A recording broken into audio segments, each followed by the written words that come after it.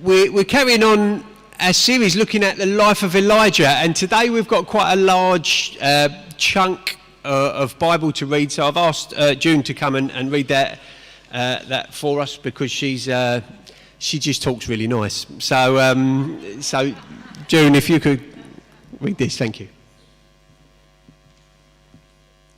Tom has a way with words.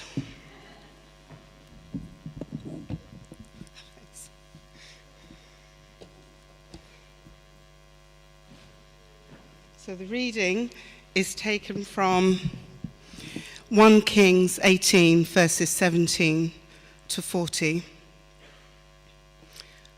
When Ahab, saw Elijah, he said to him, "Is that you, the troubler of Israel?" "I have not made trouble for Israel," Elijah replied, "but you, your father's family have. You have abandoned the Lord's commands and have followed the Baals.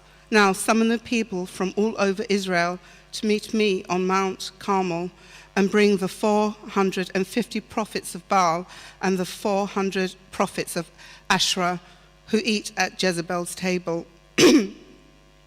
So Ahab sent word throughout all Israel and assembled the prophets on Mount Carmel. Elijah went before the people and said, "How long will you waver between two options? If the Lord is God, follow him. But if Baal is God, follow him." But the people said nothing. Then Elijah said to them, "I am the only one of the Lord's prophets left, but Baal has 450 prophets. Get 2 bulls for us. Let Baal's prophet choose one for themselves, and let them cut it into pieces and put it on the wood, but not set fire to it. I will prepare the other bull and put it on the wood, but not set fire to it. Then you call on the name of your God, and I will call on the name of the Lord, the God who answers by fire. He is God." Then all the people said, "What you say is good." Elijah said to the prophets of Baal, "Choose one of the bulls and prepare it first, since there are so many of you. Call on the name of your God, but do not light the fire." So they took the bull given them and prepared it. Then they called on the name of Baal from morning till noon. "Baal, answer us," they shouted. But there was no response. No one answered, and they danced around the altar they had made. At noon, Elijah began to taunt them. "Shout louder," he said. "Surely he is God. Perhaps he is in deep thought or busy or traveling. Maybe he's sleeping and must be awakened." So they shouted louder and slashed themselves with swords, spears, with their custom, until the blood flowed. Midday passed, and they continued their frantic prophesying until the time for the evening sacrifice. But there was no response. No one answered. No one paid attention. Then Elijah said to all the people, "Come here to me." They came to him, and he repaired the altar of the Lord, which had been torn down. Elijah took 12 stones, one for each of the tribes descended from Jacob, to whom the word of the Lord had come, saying, "Your name shall be Israel." With the stones he built an altar in the name of the Lord, and he dug a trench around it, large enough to hold 2 seahs of seed. He arranged the wood, cut the bull into pieces, and laid it on the wood. Then he said to them, "Fill 4 large jars with water and pour it on the offering and on the wood." "Do it again," he said, and they did it again. "Do it a 3rd time," he ordered, and they did it a 3rd time. The water ran down around the altar and even filled the trench. At the time of the sacrifice, the prophet Elijah stepped forward and prayed, "Lord, the God of Abraham, Isaac, and Israel, let it be known today that you are God in Israel, and that I am your servant and have done all these things at your command. Answer me, Lord, answer me, so these people will know that you, Lord, are God, that you are turning their hearts back again." Then the fire of the Lord fell and burnt up the sacrifice, the wood, the stones, the soil, and also licked up the water in the trench. When all the people saw this, they fell prostrate and cried, "The Lord, he is God! The Lord, he is God!" The Elijah commanded them, "Seize the prophets of Baal. Don't let anyone get away." They seized them. Elijah had them brought down to the Kishon Valley and slaughtered them there.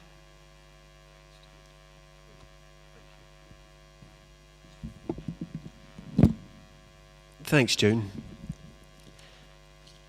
So this, if you've heard anything about Elijah, then this is probably the story you've heard.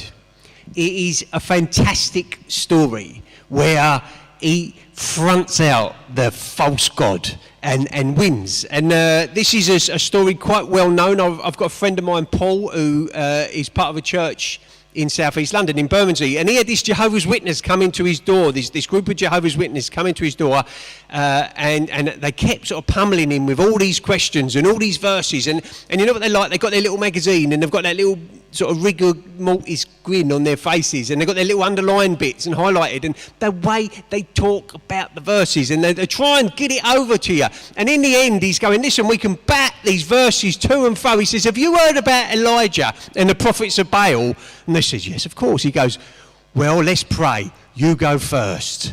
Right? And he's asking for like power to come. This is unarguable power happening right here with Elijah. Let me just quickly set the scene for those of you that are new to this series. It's been 100 years since the great King David, and Israel is now in the promised land, and things are have been going well for them. They've got this. They're in the promised land, and what's happened is they've started following other gods, and as a result the whole kingdom of Israel has split into two, 10 tribes in the north, 2 tribes in the south, and they're in a mess. And the king of the northern tribes, headed up called Israel, is a guy called Ahab, and he is evil, and he's leading the people of God into worship of this false god Baal.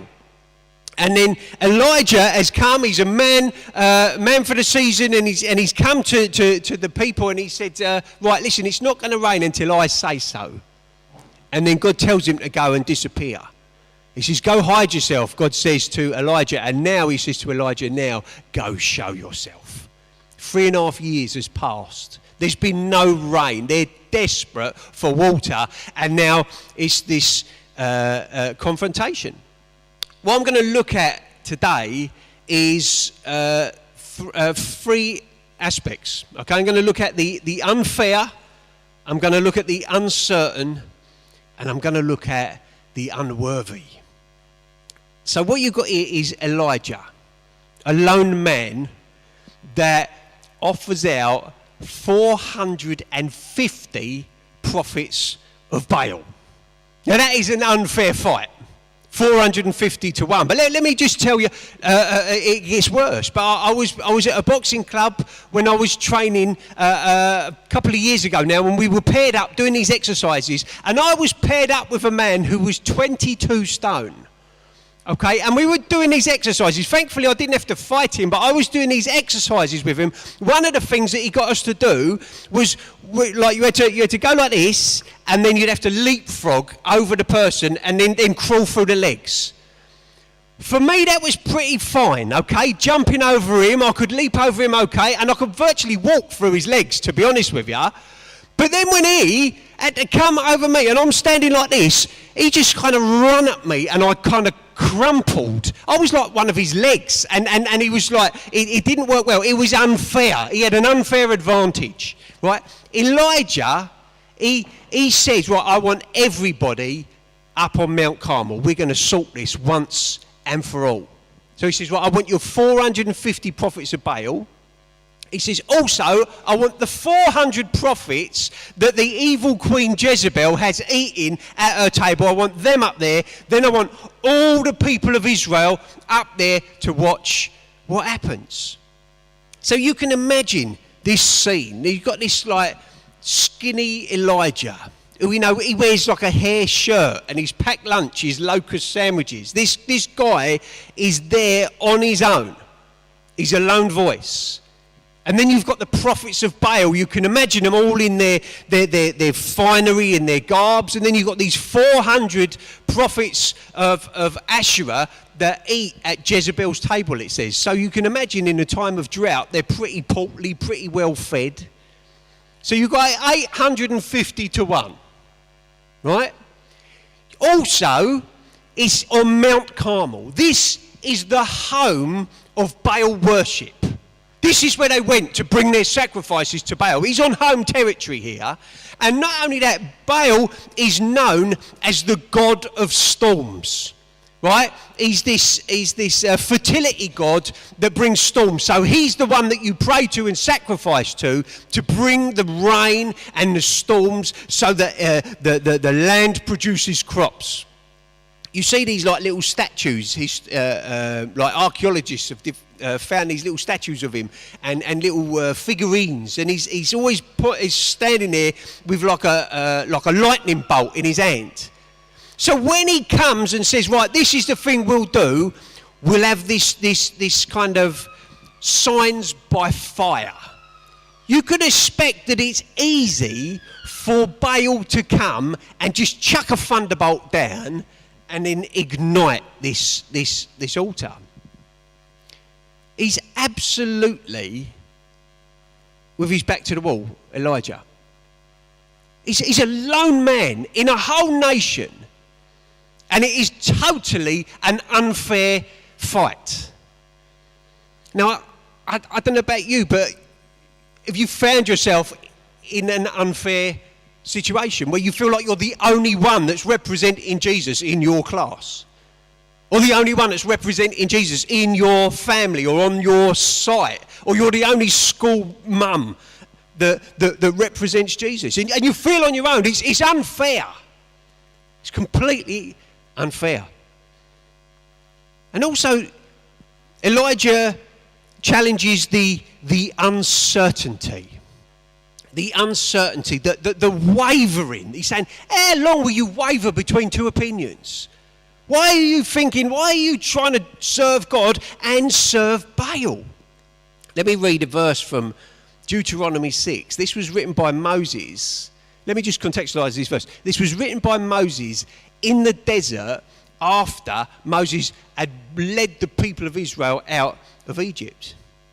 Deuteronomy 6 says this. He says, when the Lord your God brings you into the land he swore to your fathers, to Abraham, Isaac, and Jacob, to give you, a land with large flourishing cities you did not build, houses filled with all kinds of good things you did not provide, wells you did not dig, and vineyards and olive groves that you did not plant, then when you eat and are satisfied, be careful that you do not forget the Lord, who brought you out of Egypt, out of the land of slavery. Fear the Lord your God, serve him only, and take your oaths in his name.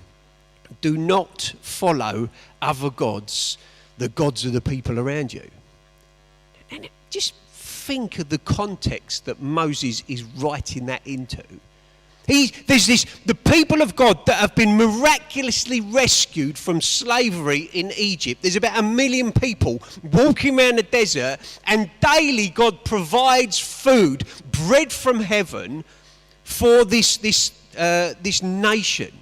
He's actually led them out in a way, and the Red Sea has parted. There's been plagues on the superpower of the time, and he's led them out, and he's saying to these people, don't forget this. And it's written in the law. It's an unthinkable compromise at this moment for a nation that's been saved from Egypt.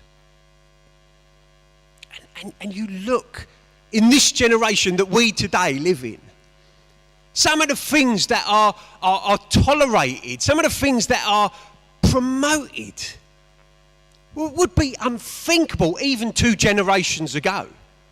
My nan and granddad would turn in their graves if they knew the things that we see on telly or on every kind of sitcom or every kind of chat show that we see. But we kind of it's gone this slow ebbing away of standards and stuff. Elijah tells the people of Israel, stop limping along trying to decide which way you're going. If the Lord is God, follow him. If it's Baal, follow him. But don't fart around in the middle trying to decide. Who's been in the Rotherhithe Tunnel? Who's driven through the Rotherhithe Tunnel? Convenient, but manky. Right? Have you driving through is one thing, have you ever cycled through there? Oh my goodness, awful. Have you ever walked through there? Yeah, it's nasty. And what you see young men walking in and old men walking out. You age about 20 years as you walk through the fumes. You feel yourself wrinkling up and your lungs kind of just...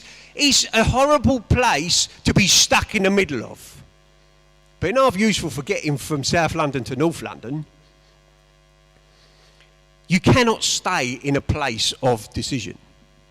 And it reminds me of a verse in Revelation where Jesus is speaking to the church of Laodicea. In Revelation 3, he says this, he says, I know your deeds, that you're neither cold nor hot. I wish you were either one or the other. So because you are lukewarm, neither hot nor cold, I'm about to spit you out of my mouth.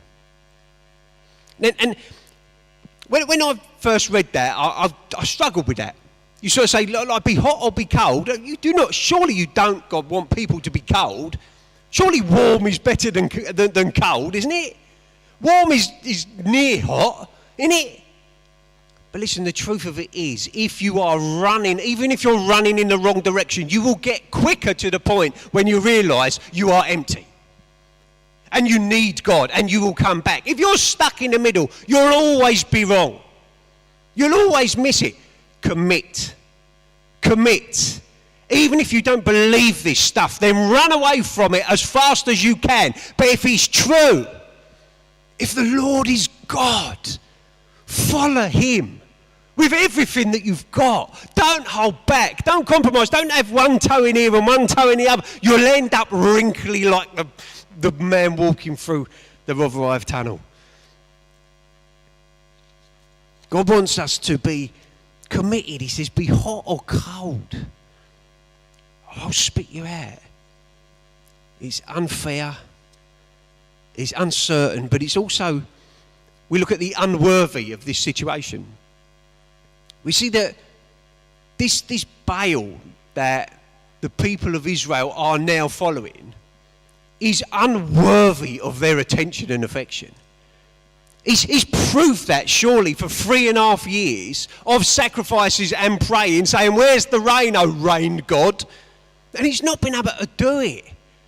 He's proved himself unworthy, so now there's this great showdown where you've got these 450 prophets limping round this altar, asking him to just produce fire and show them on his home ground, on his specialist subject, that he is really God.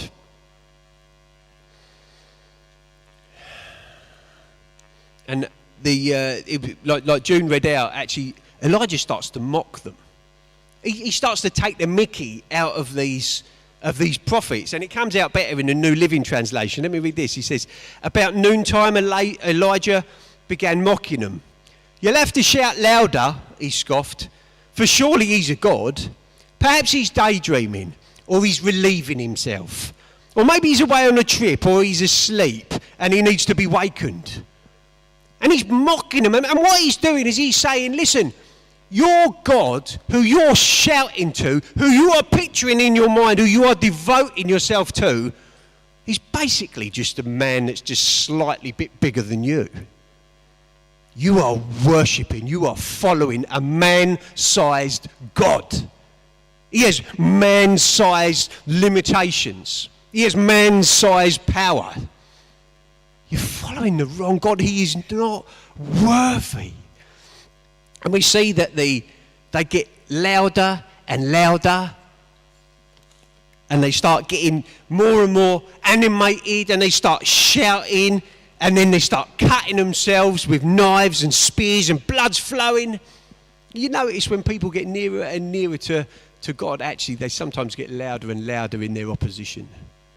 If you've got a family member that's kicking and screaming every time you mention Jesus, keep praying. Keep praying. There's numbers of us in this room that can testify to the fact that the closer they come to God, the more and more they had to shout just to stop you from looking at them because they're feeling more and more exposed. In the end, Elijah says, enough. Comes to evening time, and he says that he gets these stones, right? And he starts building an altar. This altar was a place where once they'd worshipped before. They'd worshipped the Lord before. And they got these 12 stones, and they were 12 stones representing the 12 tribes of Israel that were brought out and led through the desert. And there's just this pile of stones, and he said to him, he says, watch. And he gets these stones, and he slowly gets hold of them. He says, this one is called Judah. And he places it down. This one's Simeon. And he places it down. And he goes through all the tribes. And he starts building them up and up. And the people are watching him. They're watching him. And you could hear a pin drop on the mountain. Because they're watching him. He gets them to dig a trench around it. And he says, right, I want you to get 4 jars of water. He says, pour it over them. They pour water over it. They're absolutely soaked with 4 jars. He goes, do it again. 4 more jars. He goes, do it again. 4 more jars.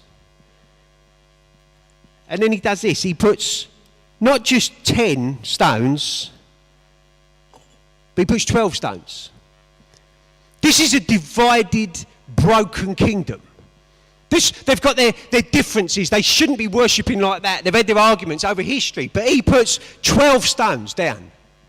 He pours 12 jars of water over this altar.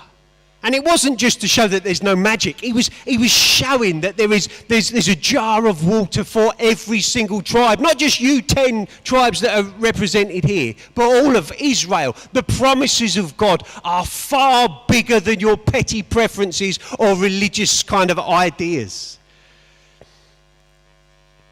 They start shouting. The prophets of Baal, they had to shout, they were bleeding, they were cut, they were saying, come on Baal, we've done our bit, where are you? Elijah looks them in the eye and he points to the altar, the sacrifice is laid on it. And he says, look, I've done my bit, God, what are you going to do for me? He just sort of says, you're the Lord. You're the Lord. Show these people, not that I'm right, my political opinions and my religious preferences are correct, but show them that you're the Lord. Boom. Fire fell straight away.